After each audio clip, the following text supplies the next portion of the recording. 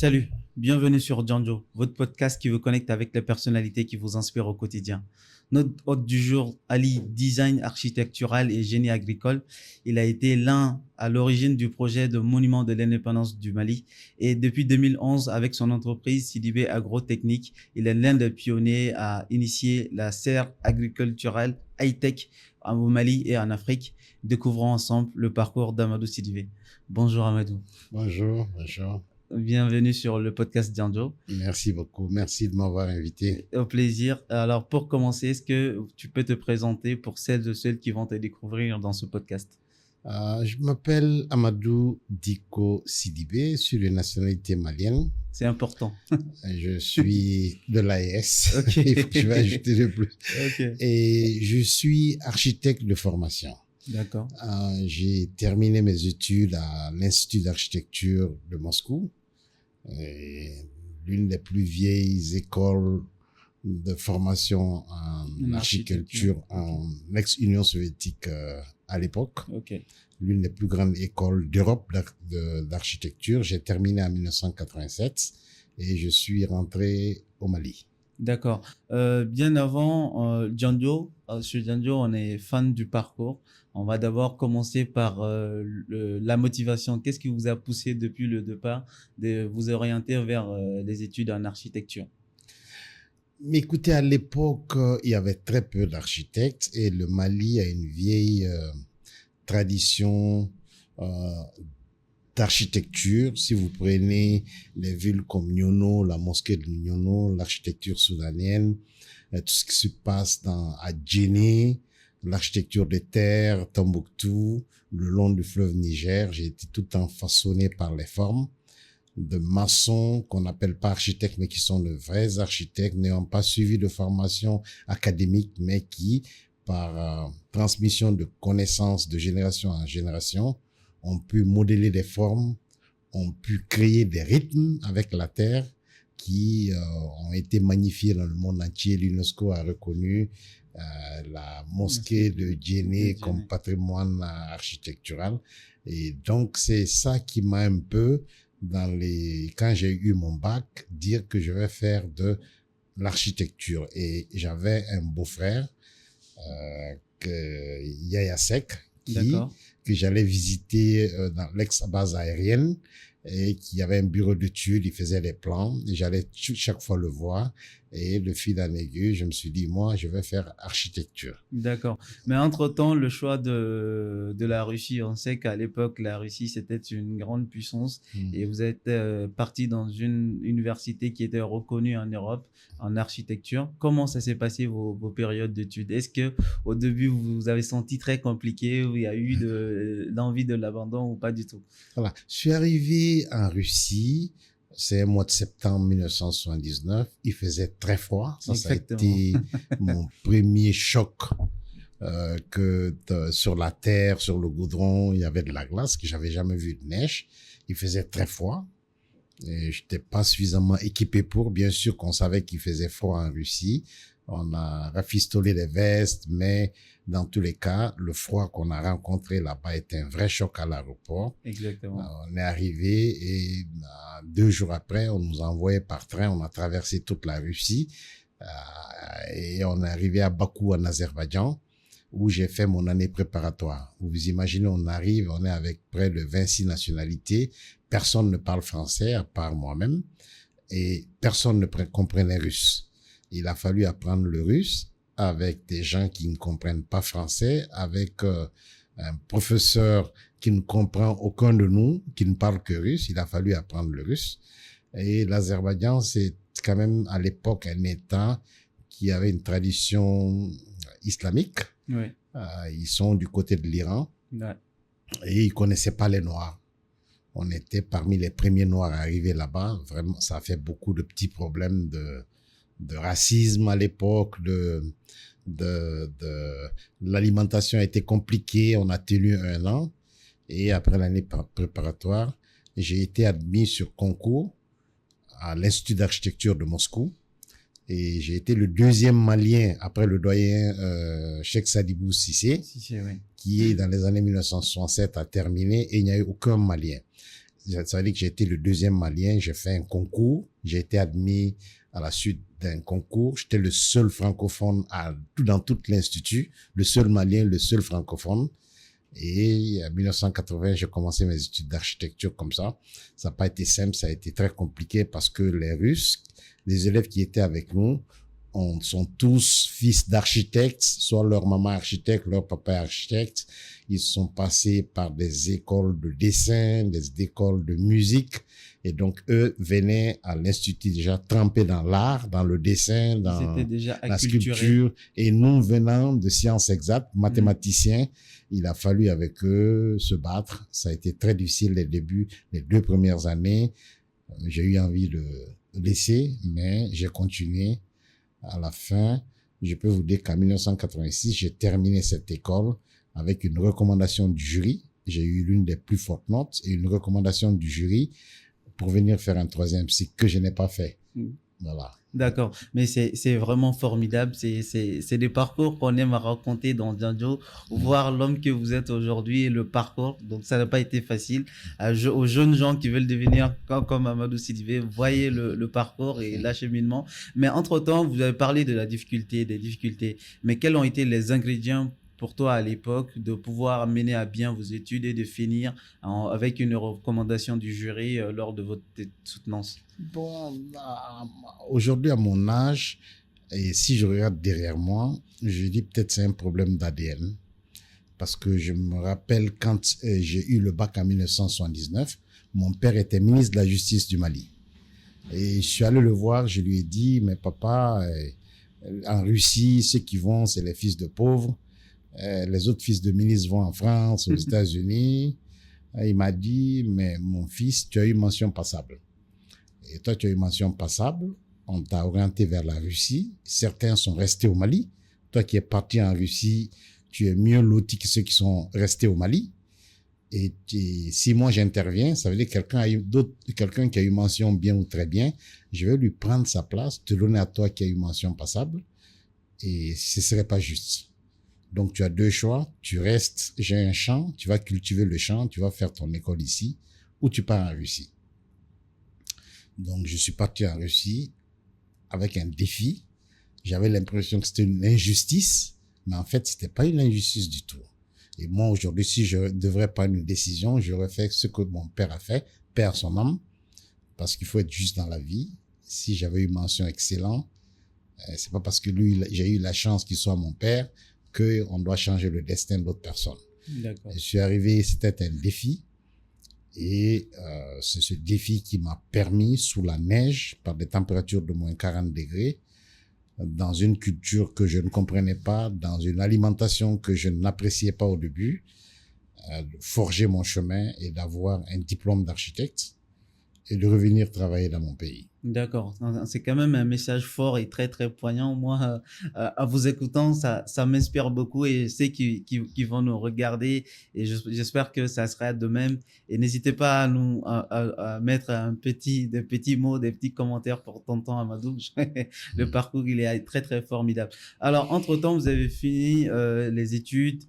Le choix de rentrer au Mali, est-ce que c'était prémédité ou c'est parce que en Russie il n'y avait pas d'opportunité de continuer à travailler, à exercer la profession d'architecte? Oui, je vous disais tantôt que j'ai eu une recommandation du jury qui ne donne cette recommandation qu'aux excellents. Exactement. En leur donnant la chance d'aller faire un 3e cycle pour devenir des docteurs en architecture. Donc je devais revenir. Et donc je suis allé en vacances au Mali, j'ai terminé mes études, j'ai tout amené, c'était pour peut-être 6 mois après repartir. Mais une fois arrivé, j'ai été confronté à la réalité qu'il y a eu une demande. Il y a une demande de services d'architecture. Il y avait des cabinets créés. Un des collègues, père son âme, a découvert que j'étais au Mali. Il m'a cherché, il m'a invité dans son cabinet pour que je fasse mon stage. Et à l'issue du stage, il s'appelle Luc Koulibaly, père son âme. D'accord. Et on a créé lui, il était venu avant moi, il avait son cabinet, j'ai fait mon stage chez lui et on a été partenaires à l'issue de mon stage où j'ai eu mon agrément d'architecte et on a commencé à travailler. D'accord. Voilà. Donc, Ok. je suis venu au Mali, c'était pour repartir en Russie. Mais dans tous les cas, j'ai eu la possibilité de rester dans beaucoup de pays, Japon, Chine. Je me sens bien qu'au Mali, D'accord. malgré les difficultés. Même si j'avais à refaire, je serais revenu au Mali. D'accord. Mais tu es revenu au Mali. Là, tu as commencé à mettre la main dans les pattes et à créer, à bâtir des projets architecturaux énormes, et notamment le monument de l'indépendance du Mali. D'abord, j'aimerais aller dans les coulisses. Comment le projet a été initié? Comment Amadou Sidibé a eu le projet du monument de l'indépendance? Voilà, 87 déjà, 88 j'avais mon agrément, j'ai commencé à travailler. On a fait beaucoup de petits projets, des grands projets avec mon confrère Luc Koulibaly. Après, on s'est séparés, chacun, lui, il est resté dans son cabinet COEX et moi, j'ai créé mon propre cabinet qui s'appelait AUE, Atelier d'architecture, d'urbanisme et d'expertise. J'ai commencé à travailler dans ce cabinet. 2 ans plus tard, m'a rejoint un élève qui était un ami à moi en Russie. On a fait beaucoup de choses et un jour, il m'a appelé pour me dire Amadou, moi, j'ai bouclé ma valise, je veux venir chez toi. Je lui dis, mais comment tu vas venir chez moi? Toi, tu es à Rostov, tu enseignes, tu veux tout lâcher et venir dans l'inconnu. Il dit, non, c'est connu en Russie, je sais que tu es un homme très stable, je veux venir te rejoindre. D'accord. Bon, j'ai pas eu d'autre choix que de dire oui, il est venu. Donc, on a continué ensemble dans le cabinet, on a travaillé, on a fait beaucoup de projets. Et imaginez, en 1993, je crois bien, on travaille avec la GTIP. La GTIP, c'est une agence d'exécution. Et on nous a dit qu'il y a un concours d'architecture pour la création d'un monument de l'indépendance. Et il y avait un deuxième monument dédié à Bamako. D'accord. Le président de l'époque, Alpha Oumar Konaré, qui est un homme bien cultivé, bien versé dans les monuments, les places, pour dédier ça aux anciens, Exactement. a dit d'organiser un concours national d'architecture pour que lui, il ait un monument unique en son genre. Et donc, le concours a été lancé. On nous a dit qu'il y a un budget de 50 millions que la Corée du Nord donnait au Mali pour faire un monument. D'accord. Et voilà, on a fait le concours. Et à l'issue du concours, je crois qu'il y avait eu 13 cabinets qui s'étaient présentés, si ma mémoire est bonne. Et notre projet a été choisi comme lauréat. Et on nous a confié la construction de ce monument. D'accord. Et l'emplacement n'était même pas à l'endroit où ce monument est aujourd'hui. C'était presque en face de la Bourse du Travail. Ok. Et nous, on a proposé que ce soit fait à cet emplacement. Et la prémature faisait face. On a été obligé un peu, sans autorisation, de prendre la cour de la prémature pour agrandir la place. Mhm. On a fait le monument en fonction du budget qu'on nous a dit 50 millions.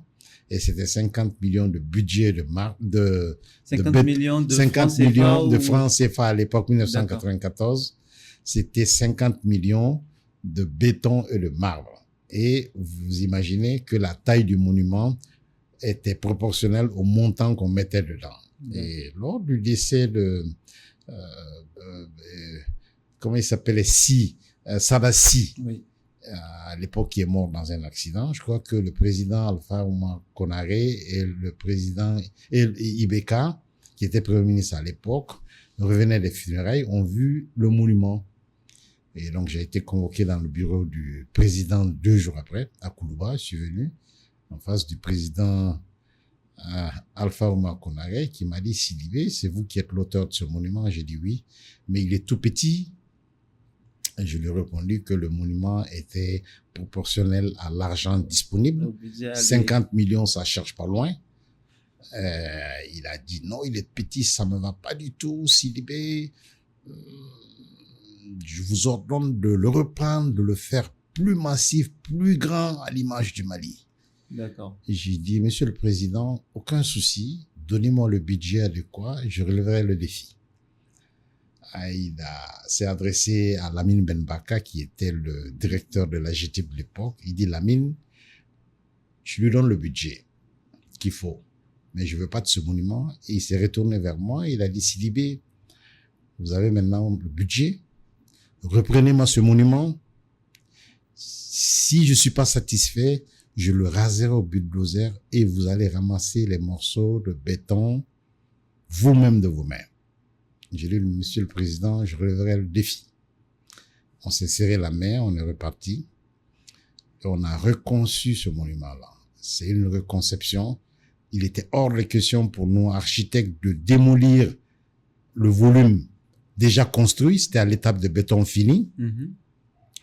Et Victor et moi, mon collègue, on s'est dit, qu'est-ce qu'on va faire nous? Parce que le casser veut dire qu'on a échoué. Personne ne comprendra.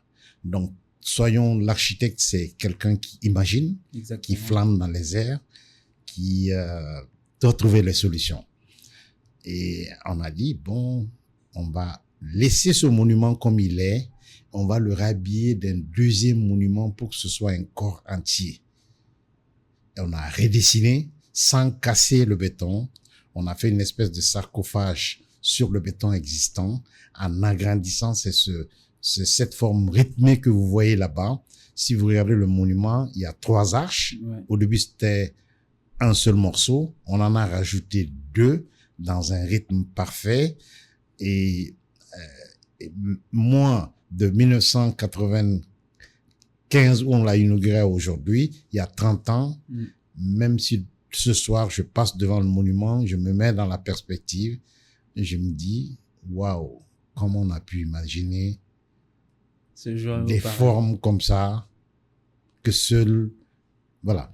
Donc, c'est ça à peu près l'histoire du monument. D'accord. Mais quel a été le mot du président après, une fois que le monument a été construit? J'allais y arriver. Il est arrivé le 22 septembre 1995. Il a salué, il y avait une centaine de personnes, des ministres, des ambassadeurs. Il est arrivé à moi, il a serré ma main, il voulait aller au suivant. J'ai retenu sa main. J'ai dit, Monsieur le Président, j'ai relevé le défi. Il m'a regardé dans les yeux, il a secoué la tête comme ça. Il a souri, il est passé. D'accord. Et ça veut dire que il en était content. Moi, j'étais fier en tant que Malien, avec mon collègue russe, bien sûr, que je n'oublie pas, parce que ce monument, les gens ne savent pas que c'est pas un dessin. C'est une création artistique qui a été réalisée par nous. Parce qu'en 1995, il n'y avait pas d'artisan malien du bronze qui pouvait confectionner la coupole qu'il y a sur le monument. Personne n'a pu réaliser l'œuvre. Nous, on a fait le pur. Il n'y avait personne pour faire cette coupole-là et poser sur le monument. D'accord. Mais est-ce que la forme, le dessin du monument, est-ce que ça représente quelque chose? Est-ce qu'il y a une signification particulière? Voilà, vous imaginez, le Mali est multiforme, multi-ethnie. On ne peut pas prendre une signification donnée, certains d'autres vont se trouver lésés. Mais il a fallu trouver quelque chose qui rassemble tout le monde. Donc, la composante, la dominante dans ce monument-là, c'est l'architecture néo-soulanienne, de terre dont j'ai parlé au début. Toutes les formes rappellent ça, les échafaudages permanents, la forme des arches, tout ce qui est en haut. Et donc, on a essayé de rassembler le Mali, de Kaï jusqu'à l'Abezanga. Tout le monde peut se reconnaître dans ce monument. Le Touareg ne dira pas que c'est du Sud, le gars du Sud ne dira pas que c'est un monument Touareg. Du Nord, oui. Et donc, on est sorti de l'espèce de symbolique ethnique pour aller dans la nationalité qui est le Mali. Et le monument a une longue histoire parce que toutes les pièces qui composent ce monument a été dessinées par nous, réalisées par nous. Il n'y avait personne à l'époque pour faire ça. Le flambeau permanent a été fait à Dakar pendant 4 mois en disant aux artisans faites ça. Au Burkina Faso, on a coulé les lettres monument de l'indépendance 22 septembre. Au Burkina, le marbre est venu d'Italie. L'histoire de la coupole est quelque chose d'extraordinaire parce que personne n'ayant pu faire ça. Moi, je suis allé en Italie, j'ai acheté les tôles les feuilles de bronze pur que j'ai fait transporter, j'ai amené. Avec mon collègue, on a dessiné les purs, on a appelé un menuisier métallique qui les a couplés coupé et sur la toiture de ma maison à la Fiabougou, on a rassemblé la coupole qu'il y a sur le monument avec un soudeur qui savait même pas ce qu'il soudait. Mais nous, architectes, on savait à la fin de la journée ce qu'on voulait obtenir. Exactement. Et c'est cette coupole-là qui a été finie et qu'une grue est venue prendre de ma maison et aller la poser sur le monument au bon moment. Et c'est toute cette histoire-là qui est là. La petite histoire depuis 1995. 22 septembre, j'ai été invité en tant qu'architecte. Personne n'avait le choix. À ce jour, il y a eu combien d'indépendances du Mali? J'ai jamais été invité pour venir magnifier ce que j'ai fait. Ça me fait pas mal du tout. Et je sais une seule chose, qu'après ma disparition, mon nom restera en tant qu'architecte qui est réaliser ce monument. Personne ne touchera à ce monument jusqu'à la fin des temps parce que ça symbolise l'image du Mali. Les architectes peuvent réaliser n'importe quelle sorte de bâtiment, mais aucun bâtiment ne sera plus prestigieux que le monument de l'indépendance. C'est pas une question de prix, c'est une question de symbolique. Et vivant, j'assiste à ça et je me dis que ma carrière en tant qu'architecte est accomplie. Parce qu'ensuite, j'ai fait le monument Al-Quds en face à Médina Koura. Et aujourd'hui, il s'apprête à démolir une partie de ce monument-là. Je ne suis pas consulté. Si j'étais consulté, l'architecte, la Tour Eiffel était un monument provisoire. Ça aurait dû être démonté après l'exposition de Paris.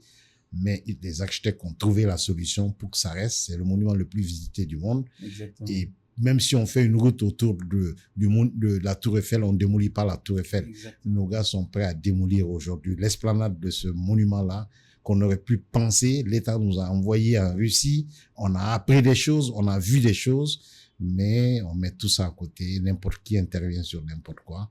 Ça nous rend un peu amer. Mais c'est comme ça. Mais aujourd'hui, quelle est votre vision par rapport à tout ça? Le fait qu'il n'y a pas cette reconnaissance. Par exemple, tu as pris l'exemple de la Tour Eiffel. On sait qu'aujourd'hui, même la Tour Eiffel, il y a une certaine reconnaissance envers les petits-fils d'Eiffel qui a construit la tour, qui a été à l'initiative de la tour. Aujourd'hui, quand on parle de monument de l'indépendance, celui de Médina Koura, est-ce que le fait de ne pas avoir le nom Amadou Sidibé ou Sidibé assigné à ces monuments, est-ce que ça vous fait quelque chose? Écoutez, je connais bien mon pays. Je ne m'attends pas à la reconnaissance. J'ai été pionnier dans beaucoup de choses. On parlera d'agriculture plus tard. Tout à fait. Et ça veut dire que je suis abonné à être pionnier, à faire des choses que les autres n'ont pas fait. Je me dis que dans mon ADN, je vis peut-être 50 ans avant Monsieur Tout-le-Monde. C'est ma faute d'être né avant ces gens-là.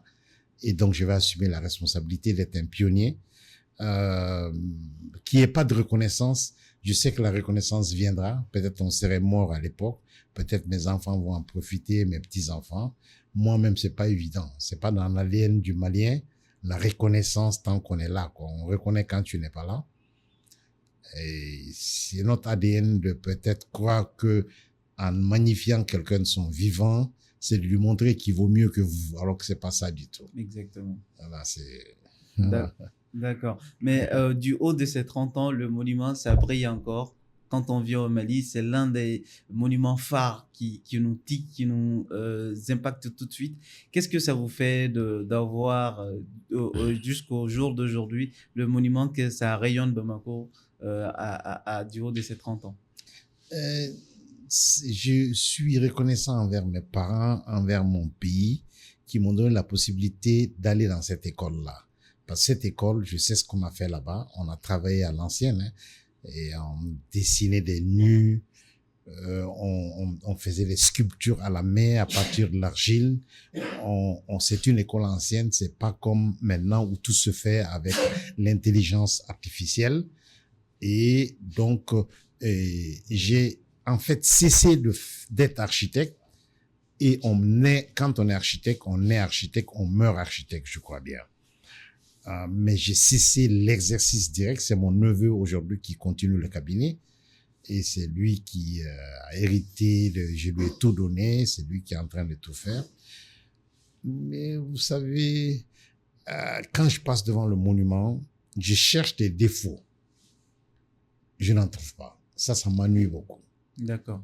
Ça m'ennuie que je ne trouve pas de défaut. C'est une œuvre presque parfaite qui va traverser le temps et c'est obligatoirement un sentiment de satisfaction. Ma fille me disait hier, papa, tu sais, mon mari dit que il y a quelque chose qui l'émerveille à Bamako, c'est le monument de l'indépendance. Pas parce qu'il est mon beau-père, hein.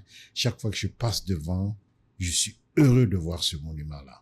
Lui, il n'est pas architecte, il est dans l'expertise comptable. Il dit que selon lui, c'est en Afrique de l'Ouest, le monument qui le plus signifie quelque chose. D'accord. Ben, c'est ce que ma fille me disait. Donc, ça veut dire que la reconnaissance, je la cherche pas, on la trouvera. La reconnaissance, c'est d'être ici aujourd'hui, dans votre studio. On se connaît même pas. Vous m'avez appelé, j'ai trouvé du temps. Dieu se sait que j'ai 1000 choses à faire, de venir parler à la jeunesse, de venir dire mon expérience, d'être invité ici doublement comme architecte et agriculteur. C'est pas tout le monde qui a ça.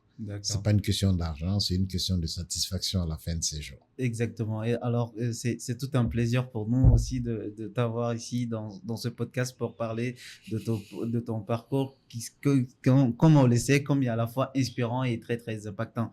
Et au fur et à mesure, comme au début, tu as dit que ton père voulait t'amener soit au champ ou continuer les études en Russie, mais tu as opté le choix d'aller en Russie, mais tu n'as pas abandonné les terres parce que c'est dans ça que tu as été bercé. Après, en 2011, tu décides d'aller vers l'agro-business avec une pratique de serre. Mais bien avant, qu'est-ce qui vous a motivé avec tant de succès dans l'architecture de basculer en agriculture? Et après coup, aujourd'hui, j'essaie de réfléchir pourquoi j'ai laissé cet exercice prestigieux de l'architecte qui m'a rapporté beaucoup de centaines de millions en termes d'honoraires. J'ai été beaucoup payé. Le siège de Orange Mali, je suis co-auteur. Toutes les agences, disons, Orange, c'est mon cabinet qui les fait. Et donc, j'ai fait des projets, la Flash, les bâtiments de la Flash sur la colline de la Bougou, plein d'écoles dans le pays d'Ogo en pierre. Et on a fait beaucoup de choses. Et donc, en fait, je suis né dans une famille modeste de fonctionnaires. Mon père a occupé tous les postes il a été les 3 premiers magistrats par décret que le président Modibo Keïta a déclaré juge. Parce que quand l'administration française est partie, il n'y avait pas de juge. Donc Modibo les a choisis, étaient les mieux, qui ont étudié d'une certaine manière, il les a décrétés qui sont juges.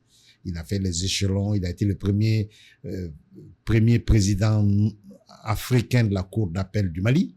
Il a été président de la Cour suprême, président le ministre de la Justice. Et donc, sur ce parcours-là, moi, je n'ai fait que les écoles publiques. Mon père m'a jamais payé d'argent pour que j'aille à l'école. J'ai fait l'école fondamentale. L'école publique aussi, et c'est différent de cette ère, évidemment. Voilà. Et imaginez, en notre temps, l'école privée, c'était pour les cancres. Ouais. Aujourd'hui, c'est une inversion totale de la pyramide. Exactement. Quand on n'est pas fils de riche, on n'a pas droit à l'école privée qui est synonyme d'excellence. Exactement. Alors qu'en notre temps, c'est l'école publique qui était la référence. C'est comme les hôpitaux. Et donc, nous, on a fait ce parcours dans les écoles publiques avec les fils de très pauvres en griffe qui nous damaient. Ils étaient plus forts que moi. Je vous ai dit que j'ai eu une mention passable. Celui qui a eu une mention très bien venait de Banyangara. Son père n'était pas connu. C'était ça l'égalité des chances devant l'école. Et malheureusement, aujourd'hui, tel n'est pas le cas. Donc, pour revenir à l'agriculture, je crois que c'est une question d'ADN parce que mon grand-père était le jardinier de l'administration coloniale à Waiguya, ex-Soudan français. D'accord. Mon père, fonctionnaire, avait 2 champs et chaque week-end, il nous emmenait là-bas. Tellement on voulait pas y aller, on se cachait des fois. Et donc, je m'étais juré que je n'allais jamais faire d'agriculture, que c'est un travail sale. Mais en 2001, j'ai un ami, Amadou Traoré, qui dit qu'il y a une femme qui est en train de vendre son champ à Samaya. Je dis non, ça m'intéresse pas. Il m'a dit non, achète, c'est des terres quand même. Malheureusement ou heureusement, j'ai acheté ce terrain d'1 hectare. J'ai commencé à faire des agrumes. Petit à petit, l'ADN s'est réveillé, qui somnolait à moi. En 2008, j'ai fait la première plantation commerciale de raisins de table à Samaya. sur Pergola. Personne n'avait jamais fait ça. Et comme vous le dites, en 2011, j'ai eu un terrain à Katibou de 3 hectares. Et je voyageais, j'allais en Israël. J'ai vu qu'ils avaient des structures qu'on appelait serres et qui protégeaient les insectes du soleil. Et c'était à peu près le même climat que nous. J'ai dit, mais pourquoi pas ça? J'ai acheté, j'ai amené, on a installé en 2011. Ça a tellement bien réussi que j'ai dit, bon, on va pas s'arrêter comme ça. Il y avait une structure qu'on appelle PCDA qui donnait des subventions pour l'agriculture. J'ai amené un projet, j'ai dit, je veux une serre plus grande. Et eux, ils m'ont donné une subvention et sur fonds propres, j'ai fait une serre de 5000 mètres carrés. Et en 2016, j'ai pris un prêt à la BOA pour faire une serre de 10 000 mètres carrés, là, dotée de toutes les dernières technologies, hors sol, contrôle du climat, station météo, intelligence artificielle, gestion de l'eau d'irrigation, de l'engrais, recyclage de l'eau d'irrigation, qui m'a valu tout ce succès-là aujourd'hui parce que c'est un projet complètement pionnier qui a montré que l'agriculture aujourd'hui, c'est une question d'intelligence, c'est une question, et qui mieux qu'un architecte, parce que l'architecte, vous savez, c'est pas simplement un homme, c'est un professionnel qui contrôle dans l'art de bâtir tous les intervenants. D'accord. Et donc, ce métier d'architecte m'a permis d'appliquer les principes de l'architecture dans l'agriculture, d'aller vers l'innovation, d'aller vers ce qu'il y a de mieux chez les autres, l'amener ici, montrer que c'est possible ici. D'accord. Mais à l'époque, quand quand tu as fait la transition de l'architecture vers l'agriculture, est-ce que tu as été pétri de peur? Est-ce que tu t'es dit que si je ne vais pas réussir, ça sera quand même une perte colossale? Parce que si je me souviens bien, au début, vous avez éjecté plus de 300 millions de francs CFA là-dedans. Voilà. Et ça a été une transition douce. J'ai été poussé de l'architecture vers l'agriculture par le potentiel de l'agriculture qui est énorme. C'est un potentiel insoupçonné qu'on n'a même pas commencé à découvrir.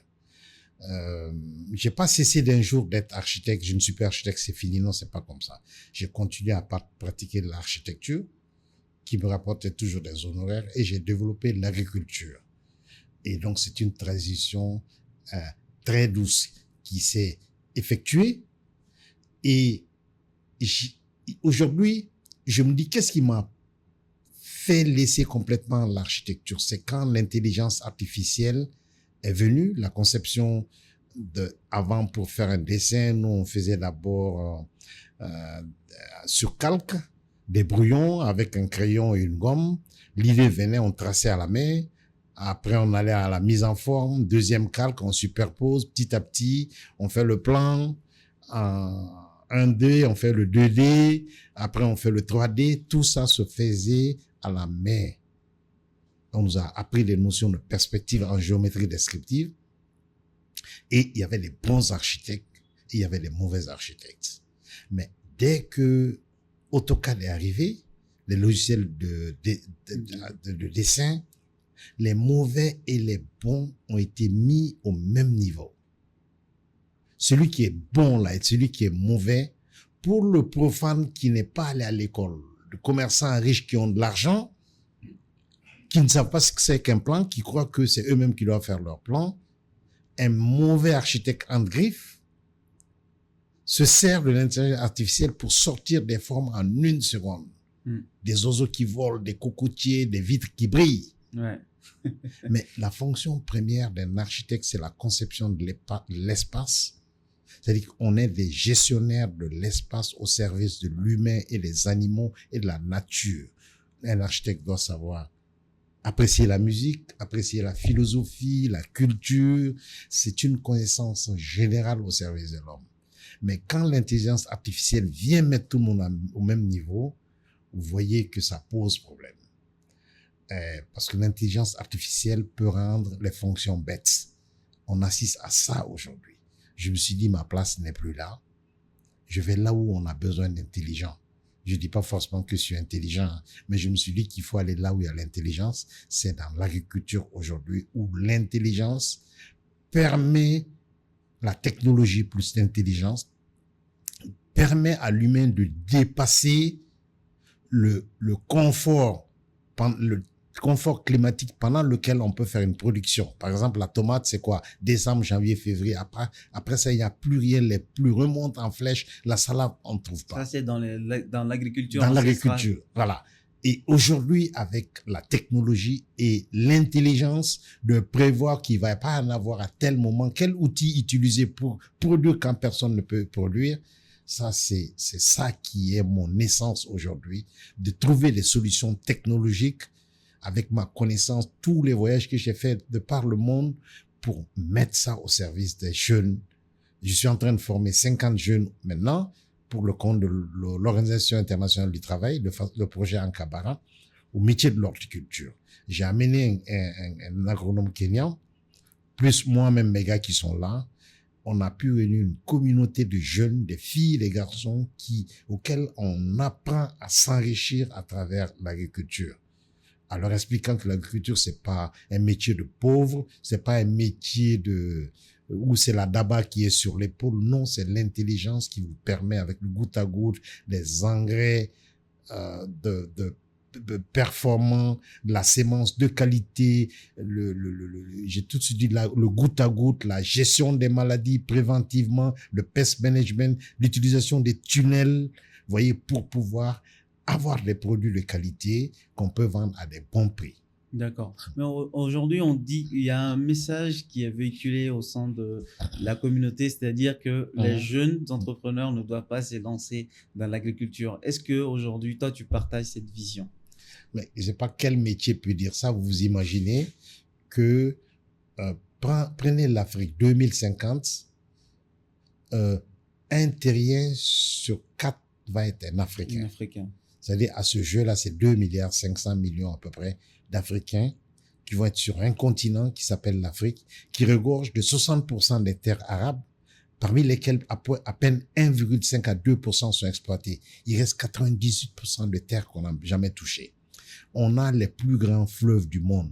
On a le fleuve Niger, le fleuve Sénégal, le Zambèze, le Nil, le fleuve Congo. On a un climat doux. Et cette population-là, imaginez les moins de 35 ans, c'est 75% de la population globale qu'il faut employer. Est-ce qui va les employer? C'est l'État? Non. L'État ne peut pas employer plus de 2% de la population. Et qui d'autre va employer les gens? C'est l'agriculture qui est le secteur pourvoyeur d'emplois. Maintenant, comment rendre l'agriculture attrayante? Sachant que on ne peut pas vivre sans manger. Les 10 milliards d'habitants, il faut les nourrir. On a vu avec l'époque du Covid que beaucoup de secteurs se sont arrêtés, mais on ne s'est jamais arrêté de manger. On ne va pas s'arrêter de manger. Donc, ces jeunes-là n'ont pas d'autre choix. Parce que, prenez un pays comme Mali. L'avenir de ce pays-là, le jour où les gens vont comprendre, c'est l'agro-silvo-pastoral. Il n'y a pas autre chose que ça. Les mines, c'est de l'illusoire. Ça ne sert à rien. Moi, j'étais président de la République. J'allais interdire l'exploitation minière comme Houphouët-Boigny l'a fait. Il a développé l'agriculture plein pot. Les mines, on n'en parle pas. Parce que les mines détruisent les terres agricoles. On n'a plus d'ouvriers agricoles. Tout le monde veut aller dans Damanda. Et ça rapporte quoi à l'État? L'État n'a pas une tonne de réserve aujourd'hui. C'est pas possible. Et donc, c'est l'agriculture qu'il faut développer de Kouré-Malé jusqu'à Labezanga. Et les gens se disent que l'agriculture, c'est au sud du Mali. Non. Au nord du Mali, c'est les meilleures terres agricoles avec le fleuve Niger, les limons du fleuve, le sable, le climat sec. On peut développer l'oignon de Diré. Il y a des gousses d'oignon qui valent 500 grammes. L'oignon de Diré, c'est extraordinaire. Le bleu de Diré, la pomme de terre. Et donc encore, le message aux jeunes, c'est de leur dire que tout le monde ne sera pas agriculteur, mais au moins 70% de la population doit s'adonner à ça. Mais en fait, en réalité, quand l'agriculture se développe, aux États-Unis, vous prenez, c'est à peine 2% de la population qui sont des agriculteurs. C'est ça qui va arriver après. D'abord, tout le monde doit commencer à faire l'agriculture, mais avec la technologie, la mécanisation, ce schéma va s'inverser. D'autres métiers vont se créer des métiers adjacents à l'agriculture, de la transformation. Il faut qu'on commence à transformer nos produits, les préparer pour l'export. Il faudrait qu'on commence déjà à utiliser notre climat quand les jours ont la neige, produire du melon, de l'haricot vert, des produits avec de la valeur ajoutée qu'on peut exporter. D'accord. Mais en même temps, tu déconseilles le prêt bancaire pour injecter dans l'agriculture. Aujourd'hui, on sait que l'agriculture, ça demande beaucoup, beaucoup de financement. Et quel sera le facteur pour les jeunes de pouvoir s'initier dans l'agriculture? Est-ce que ça devient pas de leur compliqué? Voilà. Et mon discours est un discours de victime bancaire. J'ai été victime de la banque. Je n'accuse pas complètement la banque, je m'accuse un peu parce que j'ai amené un business plan pionnier de ma profession. Personne n'avait fait de serre. J'ai trouvé quelqu'un qui a dit que lui, il est un spécialiste.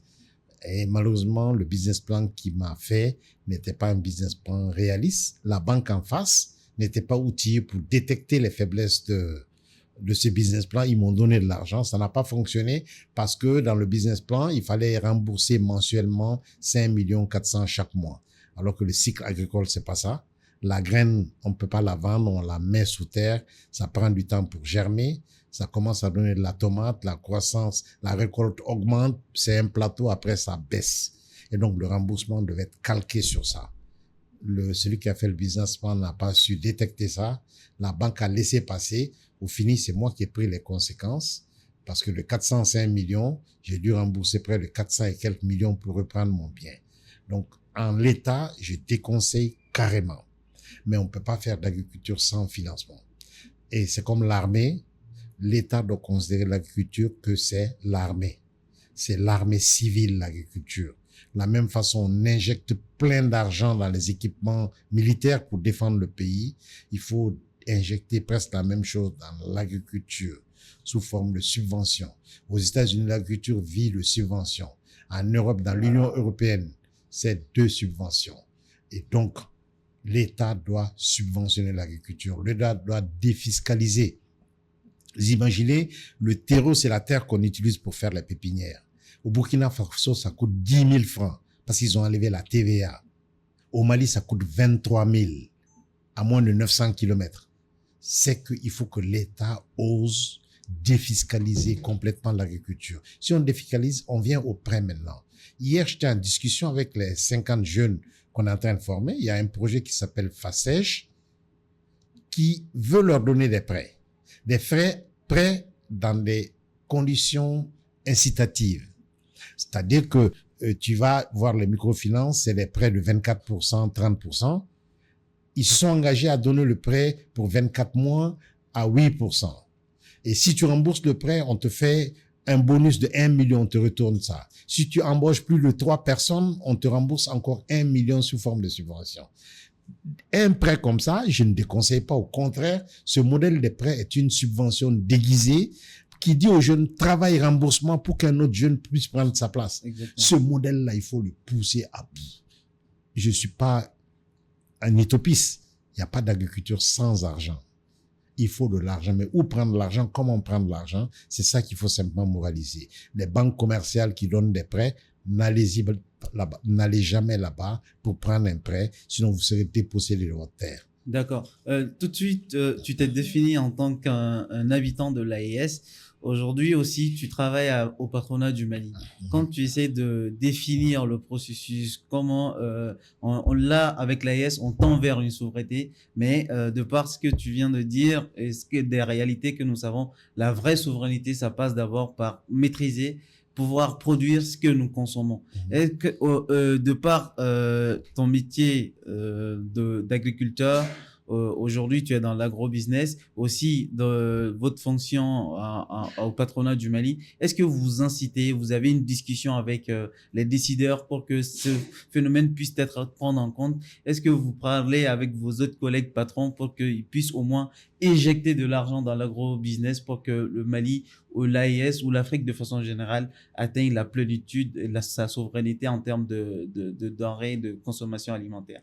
Voilà. Et en fait, je ne travaille pas au patronat. Le patronat me consulte. D'accord, vous êtes Et je suis consultant. Quand il y a des projets, il m'appelle pour prendre mon point de vue. C'est pas rémunéré. Ok. J'apporte mon expérience. Je suis le président d'un GPA. C'est un groupe de propositions agricoles. On doit donner des propositions. Le patronat aussi n'a pas pouvoir de décision. Le patronat conseille l'État seulement en tant que force vive. Exactement. Dire à l'État, voilà, vous pouvez faire ça. À l'État d'accepter ou pas. C'est ça le rôle du patronat. Et bien sûr, on a travaillé sur des axes de réflexion et comment sortir nos pays de cette situation où on dépend du climat, il y a le changement climatique, on dépend des criquets qui envahissent tout, on dépend de l'insécurité qui a même atteint l'urbain aujourd'hui, le périurbain. Et donc, vu ça, vous vous rendez compte que il faut oser. Et ce que le président du Burkina est en train de faire, c'est ce que lui, il est en train de faire aujourd'hui. Il amène des idées fortes qui font que l'agriculture du Burkina est en train de décoller. On doit faire la même chose dans tous les pays là. C'est-à-dire, on doit prendre l'exemple sur le Burkina. Ce qu'ils ont fait, on fait la même chose. On doit avoir une politique harmonisée agricole au sein de l'AES pour s'en sortir. Si on ne fait pas ça, on ne s'en sortira pas. Donc, on a des conseils bien donnés en termes de défiscalisation, en termes d'engrais, quelle sorte d'engrais, quel contrôle il faut faire sur l'engrais qui vient dans nos pays, quel contrôle il faut faire sur les produits phytosanitaires, quel mode de financement il faut faire, parce que le financement, ça peut être la renonciation de l'État à cet axe. Ouais. Ça, c'est un financement. Voilà, les prêts agricoles, on peut les défiscaliser. C'est ça qu'il faut, sinon ce qu'on va se passer, chaque année, on va mettre des milliards dans la subvention du riz, alors que si on met le même montant dans la production du riz local, on n'importera plus de riz, vu le potentiel qu'on a. Voilà, donc ce sont vraiment ces conseils-là qu'on donne. D'accord. Mais l'année passée, on a vu que la saison pluvieuse n'a pas été forcément aux attentes des agriculteurs. Aujourd'hui, est-ce qu'il y a une forme de solidarité entre l'ensemble des acteurs qui évoluent dans le monde agricultural et de l'agriculture? Et comment vous faites au quotidien pour que l'agriculture puisse mieux s'expandre au Mali et que les gens puissent être mieux bénéficier de leur agriculture? Mais écoutez, l'année dernière, il y a eu une pluviométrie excédentaire. C'est la première fois en 20 ans que moi, j'ai vu mes exploitations, je fais du riz. Je fais du riz au bord du fleuve. J'ai perdu 3 hectares de riz. Et parce qu'il y a eu inondation. Je ne savais pas que le riz pouvait être inondé. Mais l'année dernière, le riz a été inondé. J'ai perdu 3 hectares de riz. Mais il n'y a pas eu de compensation. L'État avait promis de venir regarder. Ils sont passés, ils ont envoyé des commissions. J'ai pas été dédommagé. Et tout le monde et tout le pays est dans cette situation où on est, les conditions climatiques ont subi ça. Dernièrement, semaine dernière, on avait une espèce d'atelier à l'hôtel de Moussadek, là, Hôtel Azalaï, en à l'occurrence. l'Azalaï, avec la Banque mondiale, avec les banques et avec les assurances. La AGF nous parle d'une assurance agricole, mais ça a un coût, c'est 5,5% que le paysan n'a pas. Imaginez le paysan qui est en difficulté, vous lui dites de payer 5,5% pour que vous le couvrez lui en cas d'inondation. Bon, ce paysan-là a connu une inondation en 20 ans. Où est-ce qu'il va prendre 5,5% pour donner à cet assureur charmeur qu'il va le couvrir? Il va dire, Inch'Allah, Dieu va faire qu'il ne va pas avoir d'inondation. Moi, je peux faire ça plutôt que d'aller m'assurer avec les moyens que je n'ai même pas. Ça veut dire que l'assurance agricole doit exister, mais l'État, encore une fois, doit prendre à 100% les coûts de l'assurance agricole. D'accord. On a connu l'agriculture au Mali par des pratiques ancestrales. Tu l'as dit tantôt, mettre le daba sur le cou, aller sur le champ. Mais aujourd'hui, toi, tu pars vers une système forme plus modernisée avec l'intégration de l'informatique, les nouvelles technologies, notamment l'IA. Comment toi, tu arrives à convaincre les entrepreneurs, enfin les agriculteurs locaux qui ont des pratiques ancestrales à venir un peu dans le monde de la technologie? Est-ce que ça aussi, quand ils te parlent de coûts, comment tu arrives à les convaincre d'aller vers ce volet-là? C'est même moi, c'est l'agriculture mondiale qui va vers l'IA, vers les technologies, les biotechnologies, c'est mondial. Donc, je le dis, hein, c'est impossible que au Mali, on accepte d'avoir iPhone 15, iPhone 16. Tous les Maliens ont des tablettes. Regardez votre studio, c'est du numérique 100%. C'était pas ça avant notre temps. C'est des gros machins. Des gros caméras qu'on essaie de Voilà. placer. Vous êtes allé d'une manière Exponentielle. voilà, vers ce système. L'agriculture c'est pas particulier en agriculture. L'agriculture doit suivre le même mouvement. Est-ce qu'il va suivre ce mouvement? Je ne sais pas. Mais à cause de pionniers comme nous, Ibrahim Diawara, plein de personnes, on a mis aujourd'hui des millions de personnes dans l'agriculture à travers l'Afrique, à travers la diaspora. Quand je voyage, je me rends compte dans les aéroports, ah, Sidibé, je veux faire une photo avec vous, je sais même pas qui c'était. Et à travers les réseaux sociaux, on a pu faire comprendre aux jeunes que venez vers l'agriculture. On peut gagner sur l'agriculture. Sur 1 hectare de pastèque, moi j'ai gagné 13 millions. Et j'étais avec un cultivateur d'oignons. L'échalote, l'année dernière, a atteint 2000 le kilo. 2000 francs le kilo. Et lui, il dit qu'il peut produire 25 tonnes d'échalotes sur 1 hectare. 2000 fois 25, ça fait 50 millions avec des dépenses de 4 millions. Montrez-moi une activité qui peut rapporter ça. 4 millions investis dans l'échalote et la personne peut avoir 50 millions à la fin de la journée. Donc, c'est ça. Le melon, la pastèque, moi, personnellement, j'ai fait 13 millions sur 1 hectare. Donc, c'est une activité saine et c'est des cycles courts. Au bout de 3 mois, tu as bouclé l'affaire. Mais essayez de construire une maison. Moi, je suis un architecte. Il faut passer par le plan. L'architecture prendra 3 mois. La construction du bâtiment prendra 2 ans.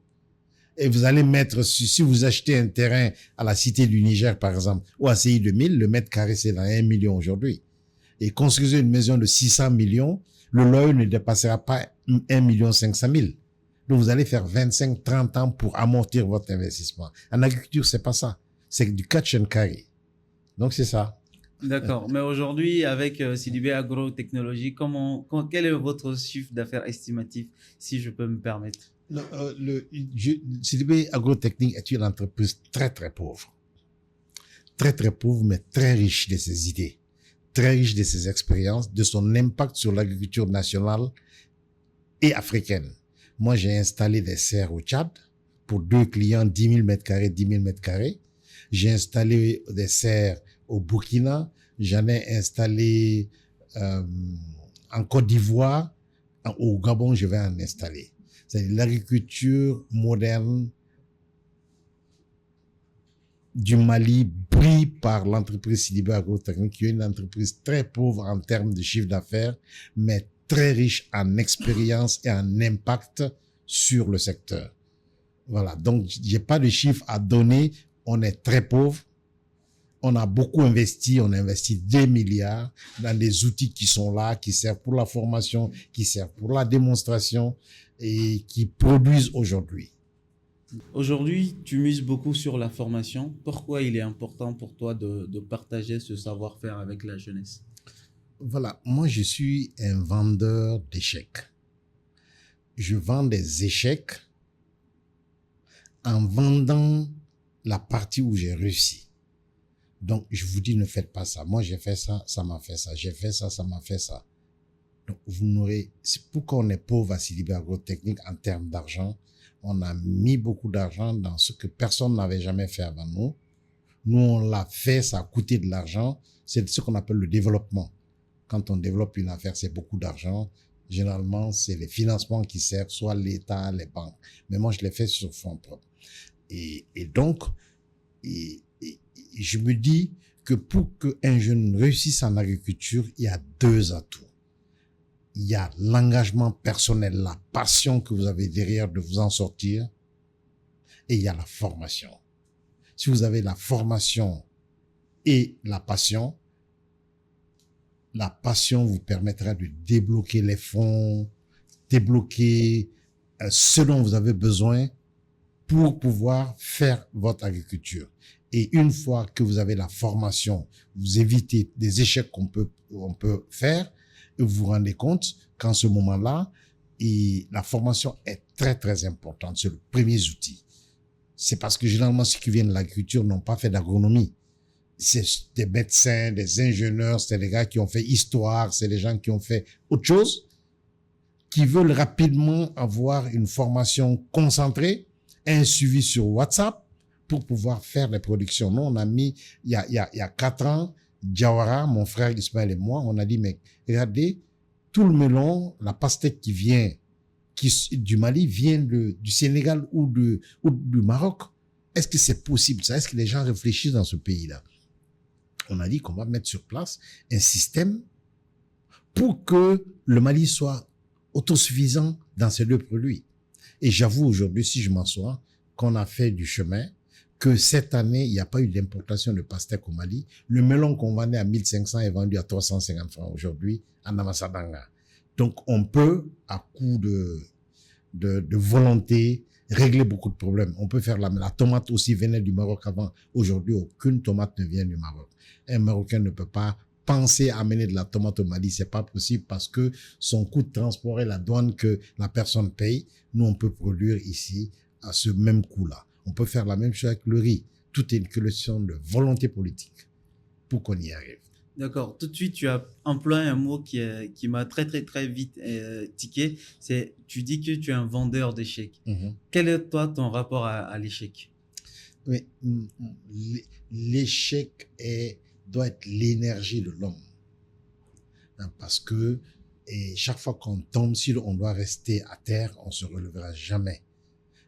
Mais ce qui est, le bon Dieu nous a donné des cerveaux, contrairement aux animaux, de pouvoir faire le point. Pourquoi je suis tombé? Est-ce que c'est parce que c'est avec le pied gauche que j'ai commencé ou le pied droit? Est-ce que c'est à cause de la pente? Pour que la prochaine fois, on ne fasse pas les mêmes erreurs. Donc, pour apprendre à quelqu'un à ne pas faire d'erreur, donc à réussir, il faut lui apprendre ce qui c'est que l'erreur, quels sont les parcours à éviter, quelles sont les fautes à ne pas commettre, et lui dire en fin de compte, qu'est-ce qu'il faut faire pour arriver à là où moi je suis arrivé. Parce que j'aurais pu vous dire que je suis milliardaire, si Sidibé Agonit a fait ça, ça c'est des illusions. Et ce qu'il faut surtout dire, c'est très dur, travaillez d'une manière acharnée, soyez convaincus, soyez présents, ayez de l'amour envers vos plantes, vous en sortirez, étudiez le marché. J'ai l'habitude de dire qu'on est esclave du marché. C'est le marché qui dicte tout. Tu peux pas être un bon agriculteur, un agriculteur à succès si tu comprends pas le fonctionnement de ton marché. Quoi que tu produis, si tu as personne pour acheter, tu as échoué. D'accord. Mais dans votre évolution, de par vos expériences, est-ce que vous avez eu peur ou comment vous faites pour surpasser vos peurs? Mais avoir peur, la peur est un sentiment naturel que le bon Dieu nous donne pour nous défendre. Mais cette peur-là ne doit pas nous faire fuir. Là, on doit avoir peur de faire des échecs, mais cette peur-là ne doit pas vous empêcher de faire des échecs. Ça doit vous permettre d'être simplement prudent. On n'a pas le choix. C'est comme si on est à vélo sur une pente, tu pédales ou tu tombes, mais tu dois avancer. Et ce que moi j'ai fait de 2001 à aujourd'hui, c'est 24 ans. J'ai perdu beaucoup de choses, j'ai fait beaucoup d'échecs. Je veux que les jeunes d'aujourd'hui profitent de cette expérience-là pour ne pas faire 24 ans pour être au niveau où moi je suis aujourd'hui, mais pour qu'au bout de 3 à 6 mois, ils soient à mon niveau, en se basant sur ce que moi j'ai fait. Il faut que ce capital ne disparaisse pas comme ça. C'est ça mon acharnement à former les jeunes tous les jours. Ça devient une espèce de sacerdoce pour moi, comme si c'était un message divin. Forme-les, dis-leur. D'accord. Mais aujourd'hui, du haut de ton expérience, quand tu regardes tous ces exploits aussi, tu as échoué, mais tu as aussi réalisé beaucoup de choses dans ta vie. Quelle est la chose qui te fascine le plus? Mais écoutez, ce qui me fascine, c'est que un jour, je me suis assis, j'ai dit, on peut faire une serre de 10 000 mètres carrés. Si je vais produire la tomate. Si la tomate mûrit, je vais vendre la tomate, les gens vont acheter. C'est une idée de fou. Mais comment je suis parvenu à réaliser ça? Et je l'ai réalisé. C'est comme le monument de l'indépendance. Faites un monument. On s'est dit, quand le jour où on disait de faire, on ne savait pas que ça allait donner cette forme. C'est à coup de réflexion, à coup d'enchaînement, à coup de gomme qu'on a pris pour effacer, redessiner, qu'on est parvenu à cette forme parfaite-là.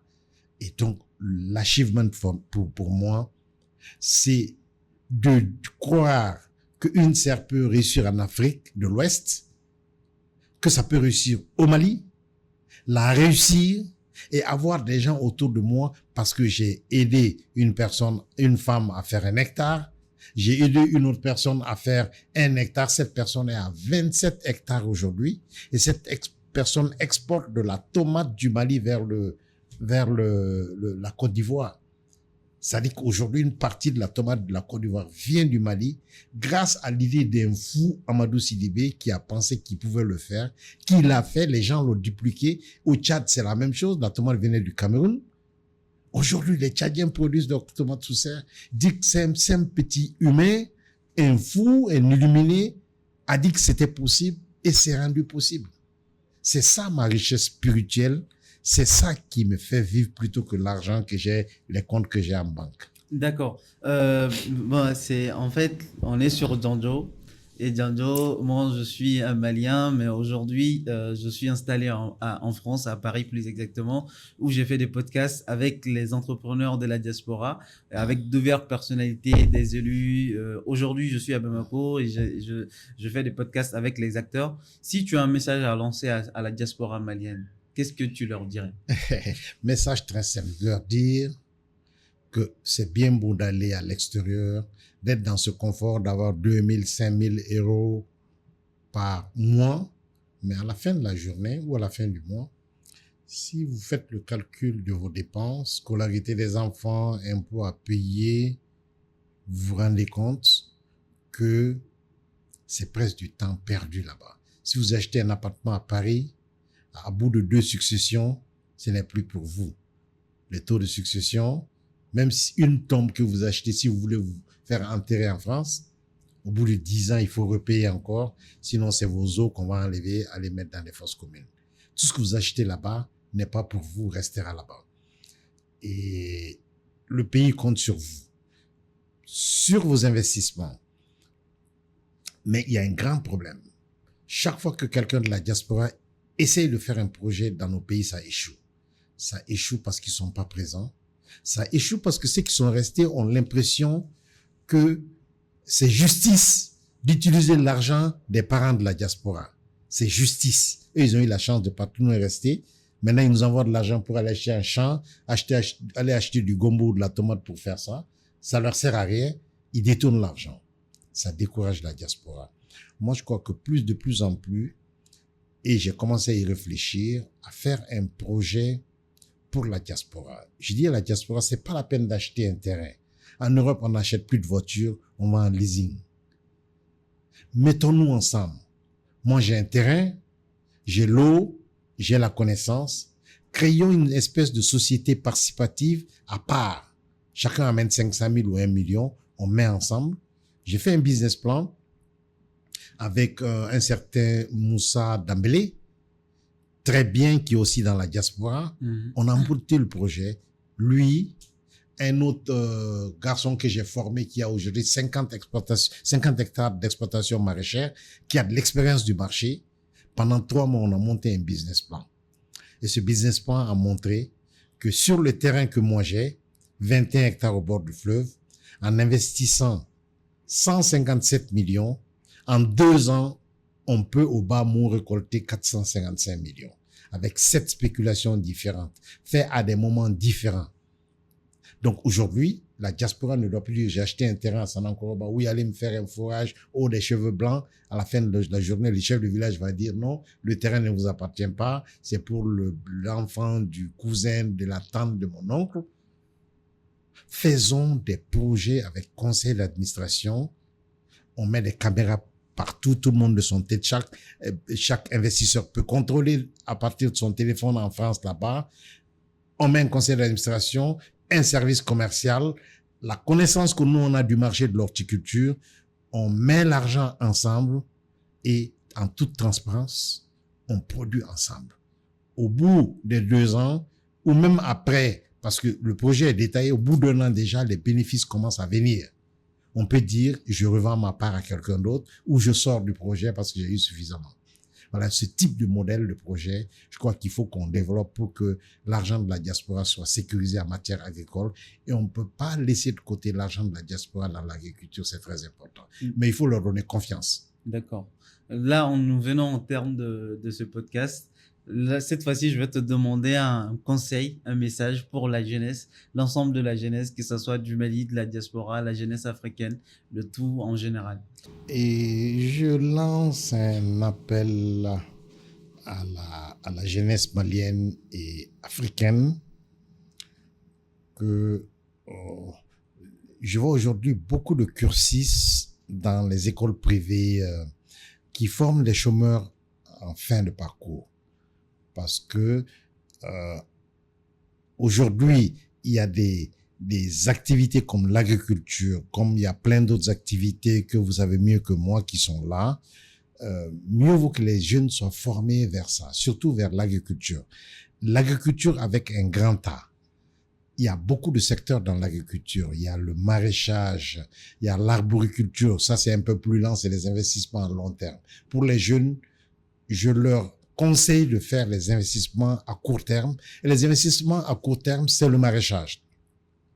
Aujourd'hui, nous avons des semences performantes qui résistent aux maladies. Aujourd'hui, on a le goutte à goutte. Si je dis on, je ne parle pas de Sidibé Agrotechnique. Je veux dire qu'au Mali, il y a plusieurs fournisseurs de goutte à goutte, des métiers qu'on a créés nous.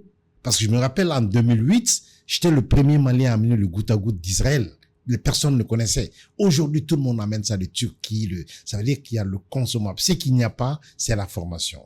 Moi, je m'engage, ma petite personne, à former le maximum possible de jeunes à travers les formations directes sur le terrain ou même des consultations sur WhatsApp. Et Dieu seul sait que de ma journée, je paie 80% en répondant à des personnes que je connais pas. J'ai tel problème sur ma tomate, j'ai tel problème. Je leur réponds.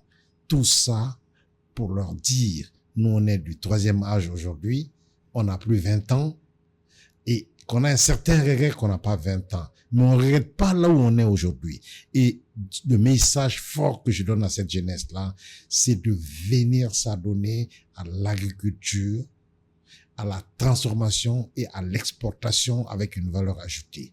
Vous prenez un melon, vous le vendez à 50 francs, mais si vous le labellisez, mettez dans un carton, le prix démultiplie.